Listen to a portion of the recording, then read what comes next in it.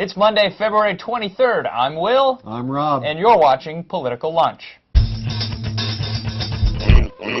Welcome back to your Monday edition of Political Lunch, and today, not surprisingly, we start with more news about the economy. But today we're not talking about the economic stimulus package. Instead, the headlines over the weekend were all about President Obama's ambitious plan to cut the national deficit in half by the end of his first term in 2013. Now, you may be thinking, wait a minute, you can't talk about the deficit without talking about the stimulus program. After all, we're going to be spending several $1 trillion to prop up the economy. Won't that increase the deficit? Well, you would think it might, and that has certainly been the rallying cry for hundreds of Republican members of Congress who voted against the stimulus bill earlier this month.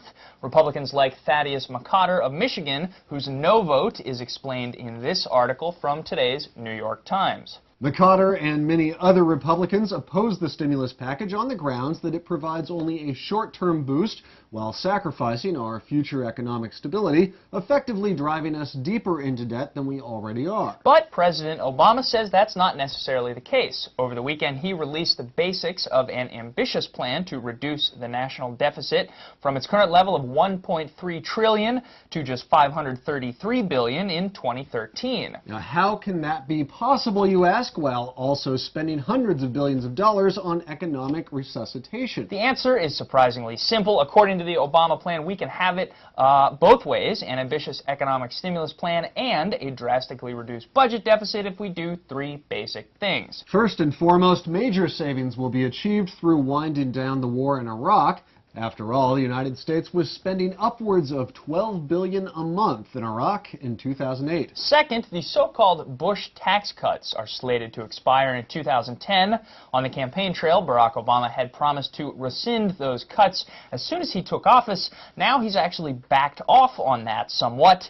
He says the best approach now is to simply let the cuts expire next year. Now that could generate something in the neighborhood of $1 trillion a year in tax revenue from those earning over $250,000 a year. And finally, the third point of the plan is somewhat, less well-defined. President Obama says a significant savings will be achieved through reducing government waste and inefficiency. But not everyone is convinced. After all, it does sound a little too easy, maybe a little too good to be true. Some economists are pointing to the two biggest spending liabilities the government will face in the years to come, Social Security and Medicare. Now, the cost of those programs is only going to increase, and so far the president has yet to announce his plan to compensate for that. Now, another issue to consider is the impact of the current recession on tax revenue.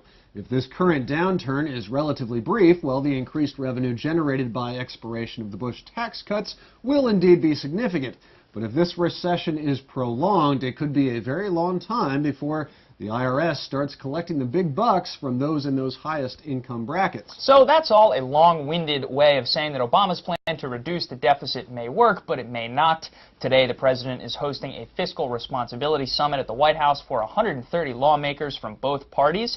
He's expected to stress that regardless of the stimulus package, budgets over the next few years will be tighter than ever. In other political news, the first Guantanamo Bay detainee was released Sunday night into the custody of officials from the UK. Now, Binyan Mohammed, he's an Ethiopian who has legal residency status in the UK, is expected to be kept under surveillance there but not charged or detained.